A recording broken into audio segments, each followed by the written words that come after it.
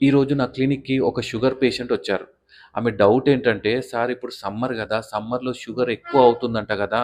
కరెక్టేనా?" అని అడిగారు. అయితే ఈ వీడియోలో మీకది క్లియర్‌గా చెప్తాను. వీడియో ఎండ్ వరకు చూడండి. అయితే సమ్మర్‌లో ఏమవుతుంది, ఈ హీట్ వల్ల మన బాడీలో స్ట్రెస్ ఎక్కువ పెరిగి, ఈ కార్టిసాల్ లెవెల్స్ అనేది ఎక్కువగా పెరుగుతాయన్నమాట.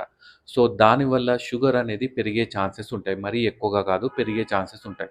ఇంకోటేంటంటే, ఈ సమ్మర్‌లో చాలామంది వాకింగ్ గూడా చేయరు. ఎందుకంటే ఎండ వల్ల, తొందరగా ఎండ వస్తుంది గదా! సో, అలా చేయకపోవడం వల్ల గూడా షుగర్ అనేది పెరుగుతుంది. అదే కాకుండా ఈ మెయిన్‌గా ఏంటంటే ఫ్రూట్ జ్యూసెస్ తీసుకుంటారు.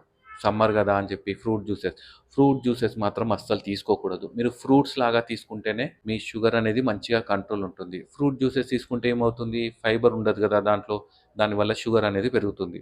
సో, ఈ 3 ఇవి మీరు జాగ్రత్తలు తీసుకుంటే సరిపోద్ది. ఫస్ట్ ఏంటంటే, ఈ ఎండకి ఎక్కువగా వెళ్ళకూడదు షుగర్ ఉన్న పేషెంట్స్. ఎందుకంటే వేరే వాళ్ళకంటే షుగర్ ఉన్న వాళ్ళకి తొందరగా హీట్ స్ట్రోక్ అనేది వస్తుంది.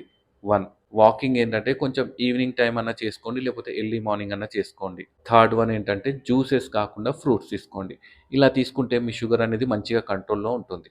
అర్థమైంది గదా! ఇది తెలియని మీ ఫ్రెండ్స్ అండ్ ఫ్యామిలీ మెంబర్స్‌కి షేర్ చేయండి. Thank you.